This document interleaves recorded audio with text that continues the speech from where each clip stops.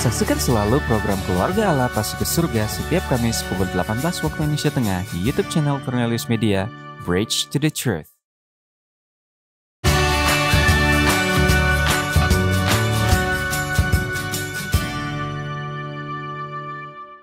Halo sahabat Kapas, di mana saja Anda berada, selamat malam dan selamat berjumpa kembali bersama saya, Pendeta Widodo Purwanto. Dan saya Febriani Rey dalam program Kapas. Keluarga Allah pasti akan ke surga. Kami senang Anda boleh bergabung kembali dengan kami dalam program yang menyajikan diskusi seputaran pernikahan dan rumah tangga untuk membantu keluarga Kristen bahagia di dunia ini dan tentunya bersiap ke surga.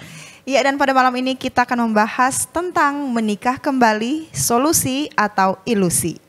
Malam ini jika Anda memiliki pertanyaan, Anda dapat menyerahkan pertanyaan Anda kepada kru kami. Kemudian nanti di segmen ketiga atau segmen terakhir diskusi kita, pertanyaan Anda akan dijawab oleh narasumber kita. Ditinggalkan pasangan entah karena kematian atau perceraian pasti menyakitkan. Lantas apakah menikah kembali solusinya ataukah hanya ilusi? Nantikan jawabannya sesaat lagi. Tetap bersama kami dalam program Kapas. Keluarga Allah pasti akan ke surga.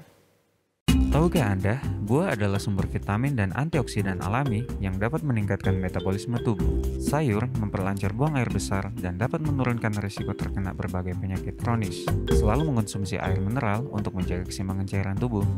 Berolahraga dengan teratur dapat membantu kita mengendalikan berat badan. Selalu beristirahat yang cukup agar tubuh tetap sehat dan bugar. Jangan lupa untuk selalu menyaksikan program live di YouTube channel Cornelius Media, Bridge to the Truth.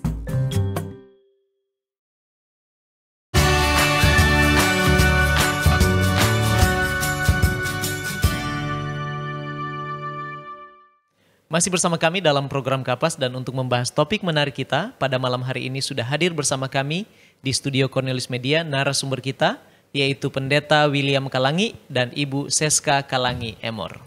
Telah melayani sebagai pendeta jemaat dan pendeta wilayah selama 30 tahun baik di Konferensi Sulawesi Selatan, Barat dan Tenggara, juga daerah misi Minahasa Utara Bitung. Pendeta William Kalangi saat ini dipercayakan Tuhan melayani sebagai Sekretaris Asosiasi Kependetaan Gereja Masehi Advent Hari ke-7 daerah misi Minahasa Utara Bitung. Ibu Seska Kalangi Emor saat ini melayani sebagai guru di perguruan Advent Labor Unclub. Keluarga Pendeta Kalangi Emor dikaruniai Tuhan satu orang anak, Sesli Kalangi, yang saat ini sedang bekerja dan kuliah di USA. Memiliki banyak pengalaman dalam pelayanan, keluarga ini siap berbagi dengan kita semua. Ya, kalau begitu langsung saja kita sapa narasumber kita ya. Selamat malam, Shalom Pendeta William Kalangi dan Ibu. Selamat malam Pendeta dan Ibu. Selamat malam. Apa kabar malam ini? Oh, baik-baik. Baik, puji Tuhan, luar biasa. Puji Tuhan, senang sekali boleh berjumpa kembali pada malam ini di program Kapas dan terima kasih sudah bersedia untuk menjadi narasumber pada malam hari ini. Ya.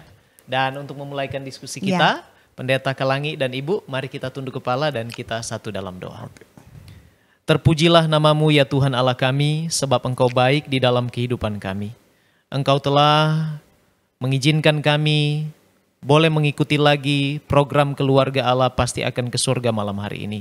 Kami percaya Tuhan akan menuntun diskusi kami pada malam hari ini dan informasi-informasi yang akan dibagikan oleh narasumber kami boleh membekali kami semua, sahabat-sahabat Kapas yang menyaksikan program pada malam hari ini.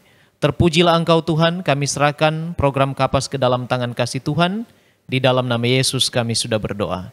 Amin. Amin. Baik Pendeta Kalangi dan Ibu, topik kita malam ini adalah menikah kembali apakah solusi atau hanya ilusi. Ya. Nah tentunya sebelum kita mendiskusikan lebih dalam tentang pernikahan kembali, kita perlu melihat lebih dahulu prinsip-prinsip Alkitab tentang pernikahan kembali. Jadi bolehkah Pendeta dan Ibu jelaskan apa saja prinsip Alkitab tentang pernikahan itu sendiri? Silakan Pendeta. Silakan. Oke, ini menarik judulnya ini dia. Iya. Oke, mari kita akan melihat dulu prinsip-prinsip dasar Baik. Untuk pernikahan. Iya. Jadi pernikahan ini didirikan dan ya Allah sendiri yang apa? Yang lebih dulu ya mengaturnya. Itu kita bisa lihat di dalam Kejadian. Di mana Allah telah menjadikan manusia itu, kemudian Allah katakan kepada manusia itu, ini ada pasangan ini dia, ada pasangan di samping ini dia. Lalu dikatakan, demikianlah seorang laki-laki akan apa? Akan meninggalkan ayah dan ibunya dan bersatu dengan istrinya. Istrinya ini siapa itu? Ya tentu yang Tuhan Allah berikan itu, yaitu Hawa, Hawa. Sehingga mereka akan menjadi apa? Satu daging. Di sini menarik dia punya perkataan ini. Jadi pernikahan itu melibatkan satu laki-laki, satu perempuan. Ya, jadi kemudian melibatkan berbeda dia punya gender, laki-laki dan perempuan. Ya. Kemudian yang menarik lagi di sini adalah meninggalkan dan bersatu. Nah, jadi meninggalkan dan bersatu. Ya, jadi pernikahan itu berarti ada satu persatuan, itu dia. Dan ini adalah Allah sendiri yang apa? Yang canangkan pertama. Pernikahan itu sifatnya luhur, ya. Jadi sifatnya itu luhur, dan itu adalah salah satu pemberian Allah yang pertama bagi manusia. Ya. Dan itu juga adalah salah satu dari dua institusi yang setelah kejatuhan tetap dibawa oleh Adam bersama keluarganya keluar dari mana? Dari Taman Eden itu. Baik. Ya. Mungkin ada ya? Iya, silakan. Yang kita bisa lihat dalam prinsip pernikahan itu, bahwa pernikahan itu Allah merancangkan bahwa itu adalah satu kesatuan. Ya. Jadi seorang yang mengambil komitmen untuk menikah, pertamanya mereka berdiri sendiri, pribadi-pribadi. Tetapi ketika mereka masuk dalam satu pernikahan, mereka itu sudah menjadi satu. Jadi ada satu kesatuan di dalam pernikahan yang Allah rancangkan atau pemberian Allah kepada manusia. Dan ini pemberian Allah pertama bagi manusia. Sudah diberikan sebelum manusia jatuh ke dalam dosa. Baik. Dan itu bersifat permanen. Ya. Ya. Jadi itu bersifat apa? Bersifat permanen. Permanen. Ya, jadi itu adalah satu komitmen Seumur hidup. Seumur hidup. Sebab itu hanya maut yang dapat memisahkan. Bersifat apa? Bersifat permanen. Kemudian menarik juga sini adalah Adam dan Hawa itu berada dalam satu lingkungan. Ya, itu berarti pernikahan itu kalau kita mau sampaikan itu mereka itu seiman. Ya. Baik. Satu iman, percaya kepada Allah. Ya, jadi satu iman. Jadi pernikahan itu didasarkan juga atas apa? Atas satu iman, satu kepercayaan mereka. Nah, itu penting juga di dalam kehidupan kita. Baik.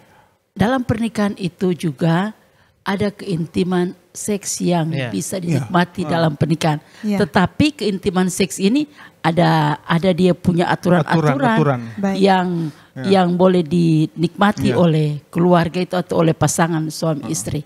Karena yang boleh menikmati keintiman seks itu adalah suami dan istri di dalam satu ikatan pernikahan yang sah. Yang sah. Bukan dengan yang di lainnya. Kalau yang di lain soalnya enggak betul itu orang Manado bilang. Betul. Jadi pernikahan itu, keintiman seks itu dinikmati oleh suami dan istri dalam pernikahan yang sah secara aturan gereja juga secara aturan sipil negara itu harus seperti itu. Dan itu juga adalah sifat dari pernikahan itu adalah monogami. Ya, Allah merancangkan seperti itu. Dan dalam pernikahan itu juga ada kemitraan. Jadi mereka ada kemitraan. Kemitraan ini adalah untuk menjadikan mereka lebih maju lagi, lebih menikmati kebahagiaan, lebih menikmati rencana Allah dalam rumah tangga. Jadi ada surga kecil dalam kehidupan mereka dalam rumah tangga. Tapi jika dalam kemitraan ini mereka tidak beriringan bersama, nah itu akan jadi masalah. Tetapi ketika mereka menjadi mitra yang baik, mereka akan menikmati begitu banyak berkat dalam rumah tangga. Betul. Betul. Jadi satu hal yang sangat menarik di dalam rumah tangga. Allah yang merencanakan. Pernikahan. Ya, itu berarti sangat penting di dalam kehidupan kita untuk kita pikirkan selanjutnya itu. Baik. Terima kasih pendeta dan ibu. Nah sekarang kalau kita berbicara tentang pernikahan kembali, yang akan kita tanyakan adalah apakah ini solusi atau hanya sebuah ilusi. Tentu tidak lepas juga dari yang namanya perceraian. Sebab selain maut, kematian, tentunya ada yang namanya perceraian. Dan itu kenyataan. Angka perceraian semakin bertambah. Kami diskusikan pada saat yang lalu, perceraian itu semakin meningkat. Nah, apa yang dikatakan Alkitab tentang perceraian itu sendiri? Silakan. Ini dia. Alkitab sangat jelas dia mengatakan bahwa perceraian itu bertentangan dengan rencana Allah. Ya, jadi itu perceraian itu bertentangan dengan rencana daripada Allah. Tetapi pada akhirnya perceraian itu jadi. Ya. Kenapa? Itulah bagian daripada manusia berdosa. Jadi pada akhirnya perceraian itu menjadi produk daripada manusia yang berdosa. Yang sebenarnya itu bertentangan dengan rencana apa? Rencana Allah. Baik. Itu dia. Jadi perpisahan dan perceraian ini bukan dari rancangan Allah. Bukan. Ya. Bukan. Karena Allah mau pernikahan itu komitmen seumur hidup. Tetapi karena ada dosa masuk ke dalam dunia ini, efeknya itu dirasakan oleh pernikahan itu sendiri. Karena Yesus sendiri ketika orang Farisi datang kepada Yesus dan bertanya, ini suami mau ceraikan istrinya. Yesus tanya, apa kata Musa? Dan mereka menjawab, Musa katakan, boleh asal kasih surat cerai. Dan Yesus jawab, itu pun Musa kasih karena ketegaran hatimu. Nah kalau kamus bahasa Indonesia bilang itu ketegaran hati, itu kekerasan hati. Iya. Atau sifat yang tidak mau menurut. Atau yang tidak mau berubah. Nah bahaya kalau dalam pernikahan baru suami atau istri bertahan kepada sesuatu yang tidak menjadikan rumah tangganya maju untuk kebahagiaan. Jadi itu juga harus dipikirkan oleh mereka yang menikah sehingga rencana Allah itu jalan. Betul. Karena Allah tidak merencanakan perpisahan apalagi kepada perceraian. Baik. Ya, Itu jadi sama sekali. pada saat prinsip-prinsip pernikahan itu dilanggar, ya itu bisa menghasilkan perceraian. Ya, tetapi perceraian itu pada awalnya itu bertentangan dengan rencana Allah. Baik. Itu dia. Jadi Allah tidak menginginkan Iya. ya. Iya. Itu yang paling ideal lah. Allah tidak menginginkan Tidak kalau pernah. sudah menikah itu bercerai atau berpisah ya.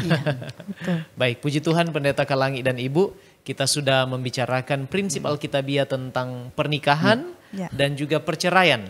Sebab kita akan lebih lanjut membicarakan tentang pernikahan. Betul. Iya, Pendeta Kalangi dan Ibu, kita akan jeda sejenak. Dan sahabat Kapas jangan beranjak dulu, sebab setelah ini kita akan membahas lebih jauh lagi tentang menikah kembali, apakah solusi atau hanya ilusi. Kami akan kembali sesaat lagi dalam program Kapas. Keluarga Allah pasti akan ke surga.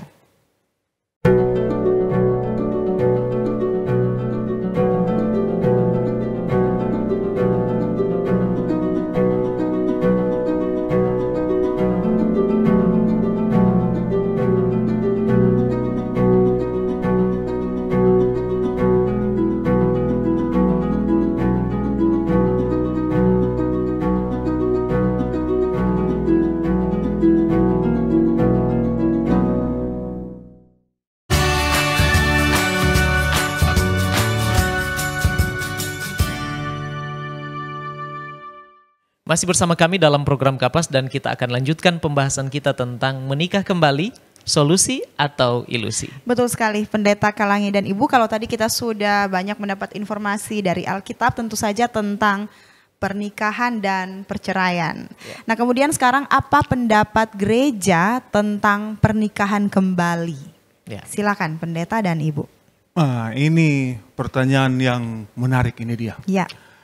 Baik, gereja memiliki prinsip di dalam hal ini. Memang di dalam Alkitab secara langsung mengenai pernikahan kembali setelah perceraian mungkin tidak terlalu jelas ya, tidak terlalu jelas. Tetapi ada indikasi dari perkataan Yesus Kristus. Kalau kita baca Matius 19 ayat 9, mungkin kita buka Alkitab supaya kita lihat sini. Ya. Mari kita lihat Matius pasal 19 ya. Karena ini dasar kita akan masuk ke prinsip gereja. Matius pasal 19 ayat Oke, kita akan lihat ya.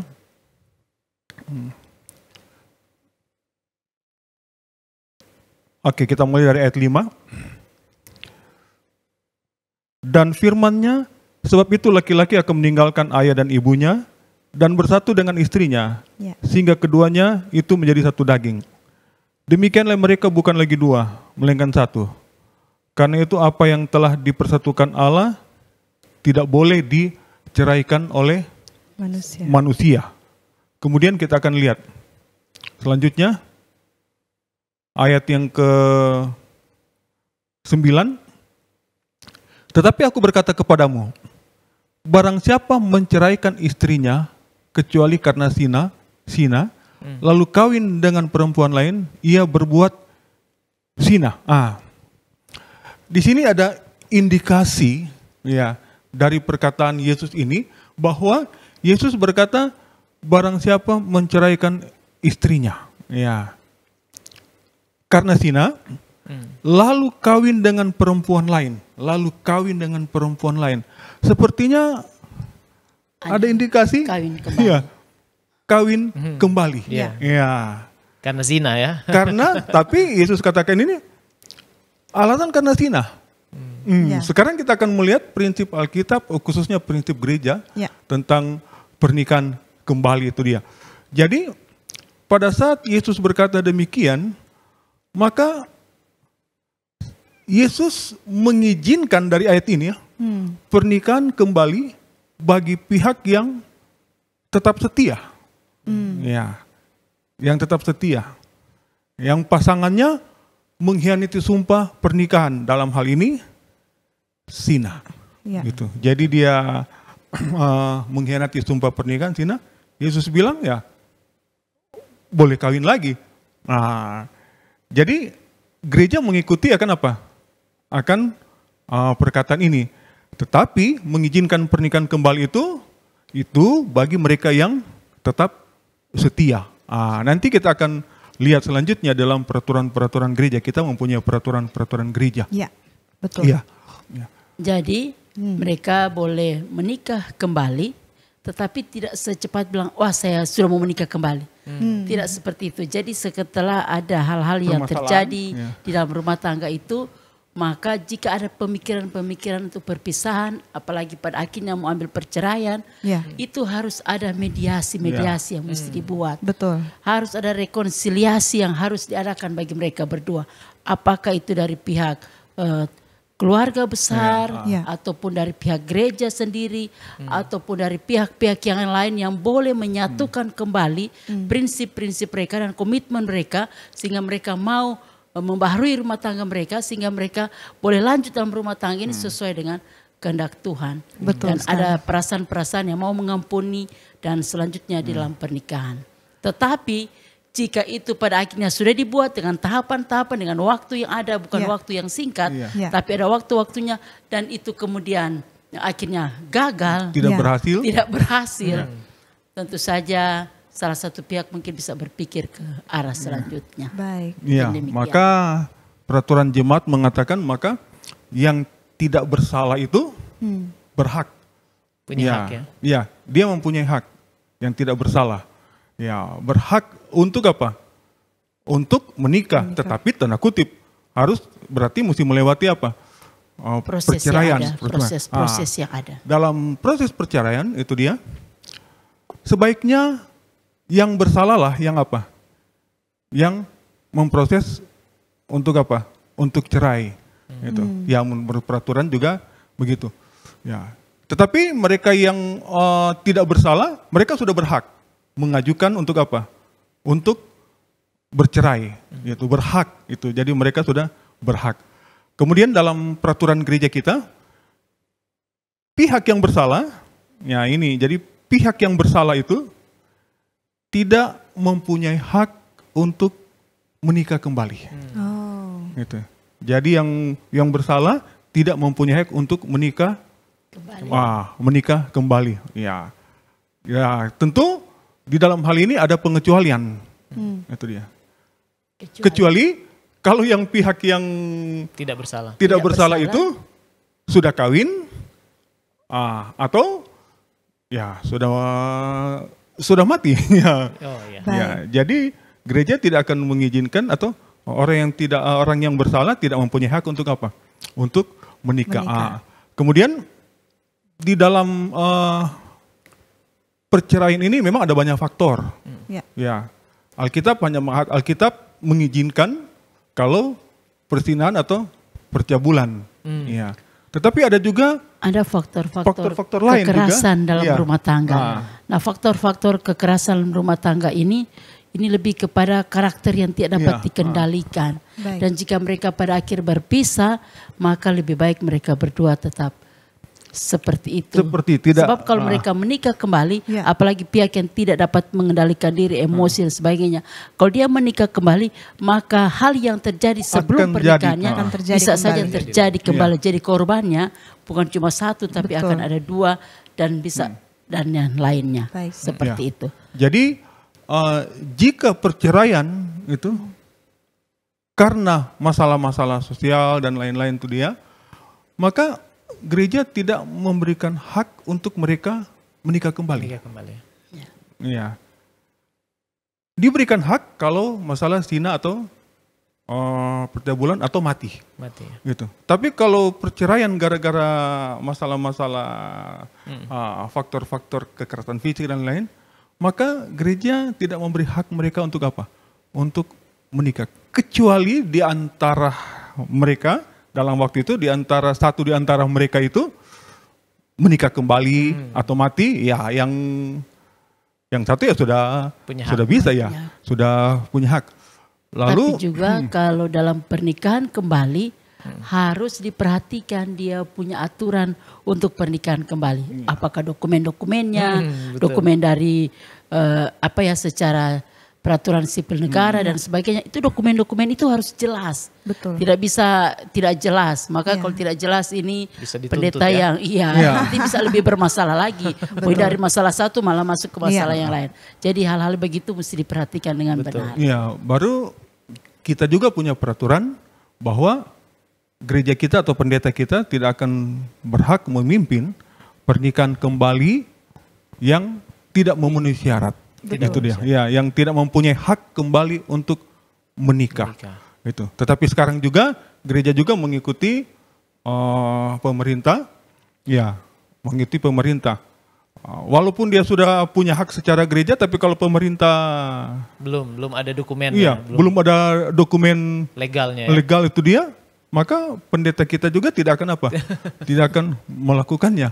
Betul. Itu dia. Nah, jadi itu penting. Ya, penting bagi kita karena berbicara mengenai perceraian pernikahan kembali bukan bagaikan piring kita mau balikan itu dia.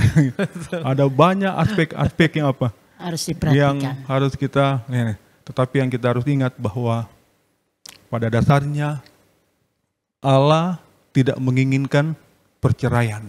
Itu pada dasarnya. Ya. Sebab kalau perceraian terjadi itu berarti akan terjadi pernikahan kembali. Nah, sebab itu ada peraturan-peraturan yang mendukung, mengatur akan hal-hal yang demikian. Itu dia.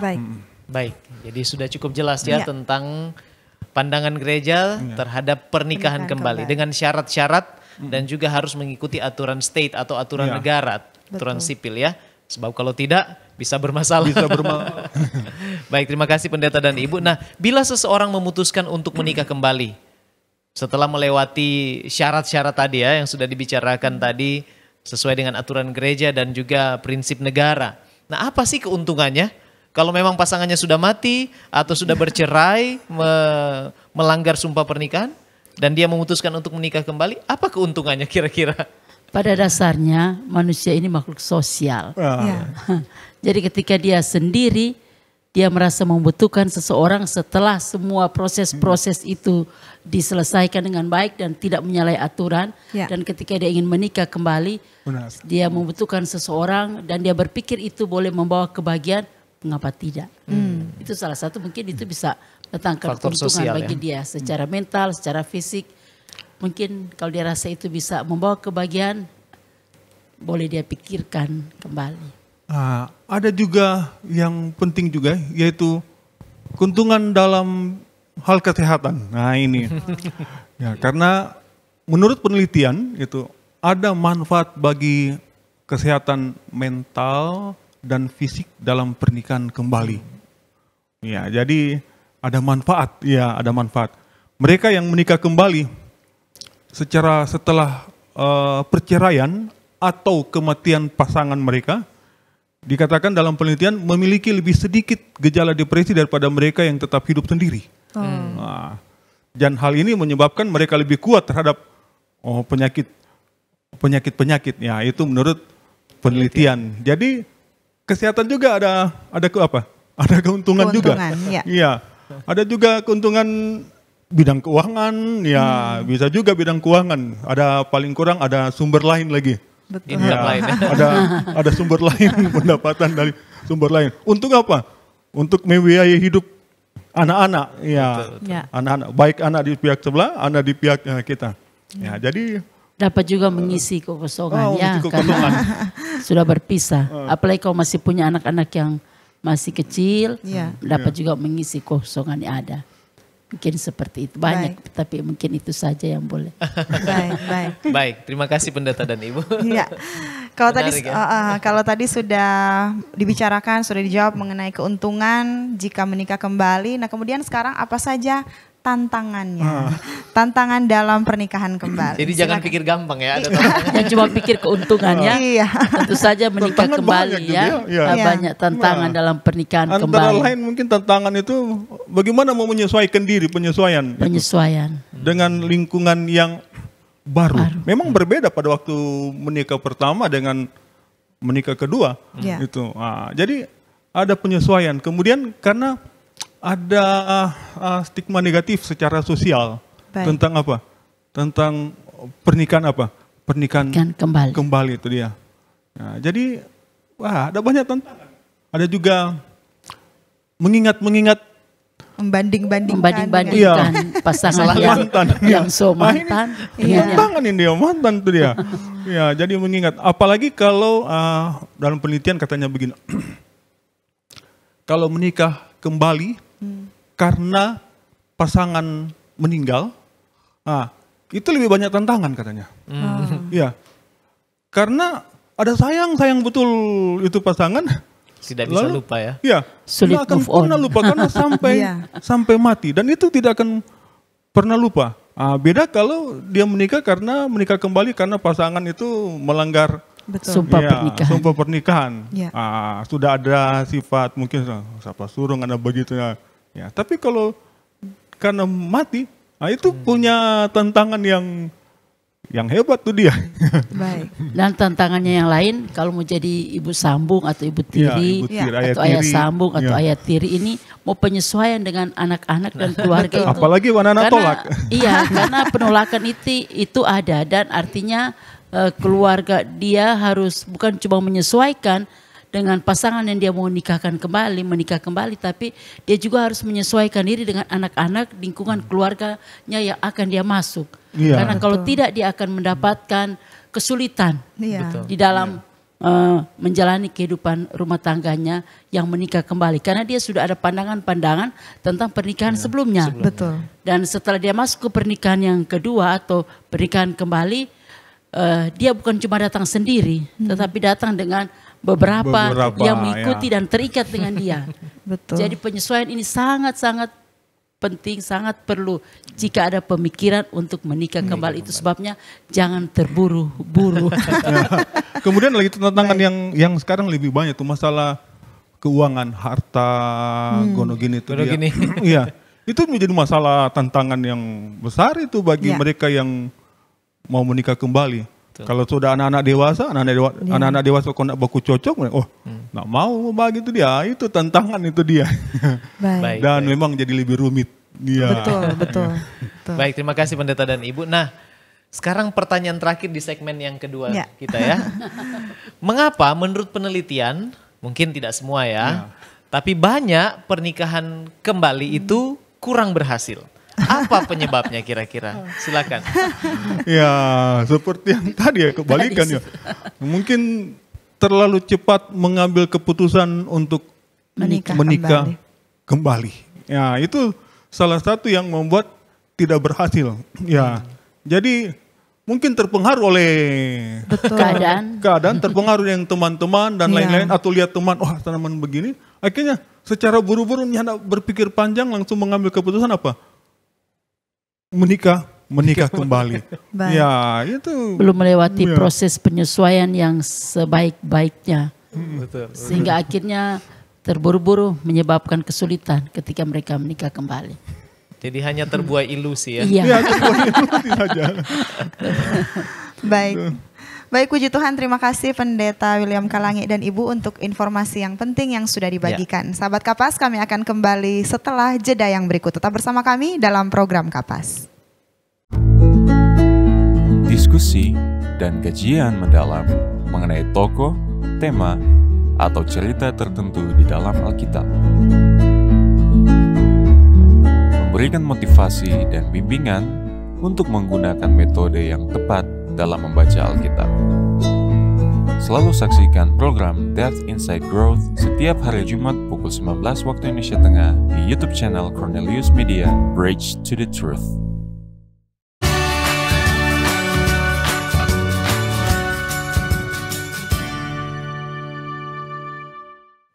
Masih bersama kami dalam program Kapas dan tidak terasa kita sudah tiba di segmen terakhir diskusi kita. Untuk pertanyaan-pertanyaan sudah masuk pada kru kami nantinya akan dijawab oleh narasumber kita di segmen ini. Ya, betul sekali Febriani dan Pendeta Kalangi serta Ibu. Apa saja yang perlu dipertimbangkan sebelum seseorang memutuskan untuk menikah kembali? Bolehkah dijelaskan? Ya, silakan. Menarik juga ini dia. Ya. Jadi yang perlu dipertimbangkan adalah pertama mungkin diri sendiri. Ya, karena soal emosi, kondisi emosi dan lain-lain itu dia. Maka ambil waktu pulihkan. Ya, pulihkan diri. Sebab kita telah melewati suatu transisi yang hebat ya dalam hidup gitu dan mungkin sangat menyakitkan. Betul. Karena perceraian dan lain mungkin sangat menyakitkan. Jadi pulihkan dulu kondisi emosi sebelum mengambil keputusan untuk hubungan yang serius juga dengan orang lain. Sebab kalau tidak pulihkan itu diri, itu akan menjadi ilusi terus itu. Kurang berpikir membawa jernih, kebahagiaan. Betul. Dan harus berpikiran realistik gitu. Jangan hanya membayang-bayang saja karena tidak semua yang dimimpikan di dalam pernikahan kembali itu akan menjadi kenyataan. Betul. Gitu. Karena mungkin kita lihat orang lain, bukan main orang lain menikmati itu dia. Mesti secara realistik itu bahwa tidak semua yang dimimpikan, yang dia mimpikan itu jadi akan menjadi kenyataan. Bisa jadi hidup akan lebih sulit, kompleks dan lebih sulit dan lebih berat untuk apa? Untuk dihadapi. Ya, karena kan tadi sudah dibilang mungkin ada anak-anak di sebelah yang tidak setuju dan lain-lain. Ya, jadi harus berpikiran realistis itu dia. Baik. Dan ada apa lagi? Belajar dari kesalahan. Dan belajar. Belajar dari apa yang sudah dilewati di masa yang lalu supaya ketika masuk di pernikahan kembali memang menjadi impiannya untuk kebahagiaan, memang mendapat kebahagiaan. Jadi ada pengertian di sana, ada penerimaan. Penerimaan satu dengan yang lain karena kalau menikah kembali ini rata-rata bukan sendiri karena dia rata-rata sudah punya anak-anak. Nah, kok anak-anaknya masih kecil atau kok anaknya sudah besar, tentu saja tantangannya berbeda. Jadi perlu dipertimbangkan itu penerimaan, penyesuaian sehingga ketika dia menikah kembali benar-benar yang diharapkan adalah kebahagiaan. Baik. Itu. Siap menghadapi tantangan yang lebih yang lebih hebat mungkin itu. Baik. Ya mungkin itu saja mungkin ya. Baik, terima kasih Pendeta dan Ibu. Kalau begitu sekarang nasihat apa yang Roh Nubuat katakan bagi mereka yang mau menikah kembali ataupun yang sudah dalam pernikahan kembali, atau ada lagi mungkin yang Alkitab katakan tentang mereka yang ingin menikah kembali dan yang sudah menikah kembali. Silakan. Bagi yang suka ingin menikah kembali, sudah lulus syarat dulu ya. Iya. Setelah ada proses-proses. Betul. Tetap kita kembali ke dasar itu dia. Bahwa pernikahan itu diorganisir langsung oleh Tuhan. Jadi tidak boleh main-main dalam soal-soal demikian. Apa yang dipersatukan oleh Allah tidak bisa Jangan kita berpikir lagi, waduh nanti abis ini kok jadi begini. Kita kadang-kadang sebelum kawin mungkin sudah berpikir nanti berikut begini, berikutnya itu. Jadi kalau mau menikah kembali, dan pada akhirnya menikah kembali, tetap kembali ke dasar pernikahan itu. Pernikahan itu suci, pernikahan itu untuk kekekalan, pernikahan itu bukan untuk mainan, gitu. Pernikahan itu dilaksanakan, dibuat oleh Allah sebelum manusia berdosa. Gitu. Jadi harus diperhitungkan dia punya dasar-dasar pernikahan itu dia. Pernikahan itu adalah komitmen. Jadi ketika tantangan ada, ingat baik-baik itu komitmen seumur hidup. Sehidup semati ya. Sehidup semati. Dan harus saling mengasihi kalau sudah saling menerima keadaan, menerima keluarga, karena itulah resiko-resiko tantangan yang dihadapi oleh mereka yang menikah kembali. Betul. Baik, puji Tuhan. Terima kasih, ini informasi yang sangat penting dan ini menarik karena jarang dibicarakan ya. Dan sekarang kita akan menanyakan pertanyaan-pertanyaan yang sudah masuk, pendeta dan ibu. Yang pertama adalah, ini mungkin dijawab singkat ya. Ada yang ingin menekankan kembali, apakah pernikahan kembali ini memang solusi atau hanya ilusi? Kira-kira mana yang pendeta dan ibu mau jawab? Oke. Kalau diatur baik semua sesuai peraturan, ya tentu bukan ilusi.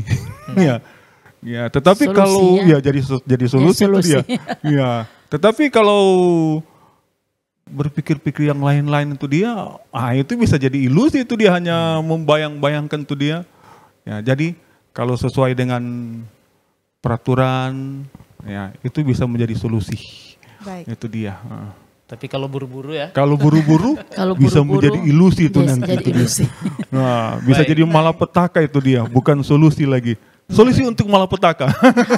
Baik. Jelas sekali ya. Kemudian pertanyaan berikut adalah, berapa lama kira-kira seseorang setelah mungkin kematian pasangannya atau sesudah perceraian yang sah di mata agama dan hukum bisa menikah kembali? Itu mungkin pertanyaannya ini, kapan dia bisa? Iya, kapan bisa? Silakan Ibu dan memang pendeta. Pada dasarnya kalau mati ya, kalau sudah mati ya sudah punya hak pada dasarnya itu. Kalau melewati proses juga perceraian yang sesuai dengan aturannya, memang pada dasarnya sudah berhak. Tetapi ada tetapinya mungkin. Ada hubungan sosial, ada masalah sosial, masalah lingkungan, masalah keluarga. Itu dia. Kadang-kadang di daerah-daerah tertentu ada waktu-waktu tertentu untuk memeriksa diri. Paling kurang yang tadi dikatakan, lihat itu diri, periksa. Periksa itu diri. Jangan emosi mengambil keputusan. Gitu. Jangan emosi. Jadi itu harus ada waktu, bisa panjang, bisa mungkin pendek. Gitu. Jadi kalau emosi sudah bagus, hubungan keluarga semua sudah oke, tidak ada halangan tantangan, jalani. Sebab kalau tidak, tantangan akan lebih berat. Jadi kalau waktu, biasanya ada di tempat-tempat tertentu ada dia punya kebiasaan-kebiasaan, adat istiadat, tentang waktu yang biasa, etika sosial yang memang berlaku di masyarakat itu tentu saja diperhatikan. Dan kemudian ketika Anda berpikir untuk menikah kembali, ya konsultasilah, bicarakan dengan keluarga. Karena kan ini melibatkan bukan cuma diri sendiri, tapi ini sudah melibatkan keluarga karena sudah ada anak-anak dan keluarga yang harus bersama di dalam pernikahan kembali itu. Soal waktu, mungkin setelah semua proses dan semua kebiasaan-kebiasaan etika yang ada, sudah dan selesai, keluarga dan semua bisa saling menunjang dan rasa diperlukan, silakan. Kalau rasa tidak diperlukan, ya hiduplah seorang diri. Mungkin dia mengambil waktu melayani, dia bisa lebih banyak waktu dengan keluarga dan sebagainya. Karena ada orang-orang seperti itu juga, tetap komit dengan keluarganya. Baik, terima kasih. Sebelum kita berpindah kepada yang paling pokok yang paling puncak lah dari diskusi malam hari ini, saya penasaran pendeta dan ibu dalam pelayanan sebagai pendeta, mana yang lebih banyak dilihat? Apakah pernikahan kembali itu mendatangkan kebahagiaan? Atau justru ada banyak yang disaksikan oleh pendeta dan ibu dalam pelayanan justru lebih ribet, lebih complicated kehidupan setelah menikah kembali? Oke, pengalaman kami 30 tahun lebih pelayanan, mulai dari Makassar sampai sini yang kami lebih banyak ribetnya. Rumit. Lebih banyak rumitnya, lebih banyak masalah dan menimbulkan masalah-masalah Karena pada dasarnya buru-buru semua, emosi saja. Ya. Itu tidak mempertimbangkan segala sesuatu. Betul. Ya, tapi kalau ada beberapa yang mempertimbangkan selesai sampai berapa tahun itu baru menikah, mereka itu jadi dewasa karena pernikahan kembali adalah pernikahan orang dewasa. Baik. Itu dia. Jangan kita berpikir pernikahan seperti anak-anak remaja. Seperti pemuda-pemudi ya. Berpikir bahwa sudah sama-sama dewasa. Tetapi pengalaman saya memang lebih banyak rumitnya. Ya, yang saya lihat keluarga-keluarga yang menikah kembali. Walaupun banyak juga yang berbahagia. Juga yang berbahagia. Relatif lah itu dia dalam dalam hidup. Baik, terima kasih Pendeta dan Ibu. Sebagai kesimpulan, apa kunci atau tips agar menikah kembali bisa berhasil? Tadi dari pengalaman Pendeta dan Ibu lebih banyak yang complicated yang rumit. Nah, apa kunci atau tips agar menikah kembali bisa berhasil dan menjadi solusi bukan sekedar ilusi? Mungkin sekaligus dengan closing statement. Silakan. Jangan buru-buru, jangan terbuai mimpi, minta petunjuk Allah dalam doa yang berulang dan serius kalau berdoa. Saling menghargai, saling menghormati, saling menerima, dan jangan membanding-bandingkan dengan mantan. Iya, karena yang Anda akan menikah kembali dengan orang itu orang yang berbeda. Betul. Jadi jangan samakan. Jadi seperti itu, dan terbukalah dan saling menerima satu dengan yang lain, dan semua harapan-harapan didiskusikan bersama, dibicarakan bersama, sehingga ini menikah kembali bukan cuma ilusi, tetapi memang benar-benar membawa kepada kebahagiaan, menjadi solusi. Baik. Amin. Mungkin sebelum berdoa cuma mau mengingatkan kepada sahabat Kapas, tolong yang baru bergabung di segmen ini ditonton lagi dari awal. jangan sampai nanti kesimpulannya diizinkan untuk menikah kembali. Jadi harus ditonton keseluruhan. Yang paling ideal Allah menentang perceraian. Betul. Jadi diingatkan aturan-aturan tadi ya. Tolong di rewind kembali dari awal kita membuka akan diskusi pada malam. Jadi pernikahan kembali itu bisa saja terjadi, tetapi tidak harus terjadi. Baik. Betul. Itu dia. Bisa terjadi. Betul. Tetapi tidak harus terjadi. Baik, itu closing statement. Kita menutup dari diskusi kita pada malam hari ini. Baik, puji Tuhan, sahabat Kapas, kita sudah mendengar penjelasan yang begitu menarik. Dan saya percaya berguna bagi mereka yang sedang mengalami situasi yang sama seperti topik pada malam hari ini. Dan untuk mengakhiri diskusi pada malam hari ini, bolehkah Pendeta William Kalangi mendoakan kita semua, juga sahabat Kapas yang menyaksikan program pada malam hari ini. Silakan. Oke, mari kita berdoa. Kepadamu Bapa di sorga, pada malam hari ini kami bersyukur, berterima kasih. Kami boleh berdiskusi tentang pelajaran yang penting soal pernikahan kembali. Biarlah kuasa Roh Kudus dari sorga akan menerangkan lebih jauh di dalam kehidupan kami, supaya bagi mereka yang berencana untuk mengambil keputusan ini, biarlah mereka akan selalu berdoa kepadamu ya Tuhan, untuk meminta jawaban daripada Tuhan. Dengan demikian, segala tindakan yang akan dilakukan, semuanya adalah rencana Tuhan, membawa berkat, kebahagiaan, dan sukacita. Terima kasih Tuhan, berkati masing-masing kami, berkati keluarga hamba-Mu, berkati keluarga Pendeta Widodo, dan berkati juga semua kru yang bersama-sama di tempat ini. Biarlah kami semua tetap setia di dalam kehidupan, dalam rumah tangga, dan nama Tuhan dapat dipuji dan dimuliakan. Sukacita sorga menjadi bagian bagi kami semua. Biarlah damai sejahtera dari Allah yang melampaui segala akal dan pikiran akan selalu tetap menjaga dan memelihara hati dan pikiran setiap rumah tangga Kristen di dalam Kristus Yesus hari ini dan seterusnya. Di dalam nama Yesus kami berdoa. Amin. Sekali lagi terima kasih untuk Pendeta William Kalangi dan Ibu. Terima kasih yang sudah menjadi narasumber, sama-sama pendeta yang sudah menjadi narasumber kita yang menginspirasi. Dan doa kami adalah Tuhan akan selalu memberkati pendeta dan Ibu bersama dengan keluarga sekalipun terpisah jauh dari anak ya, dalam kehidupan dan pelayanan. Dan terima kasih juga kepada sahabat Kapas yang sudah menyaksikan tayangan pada malam hari ini.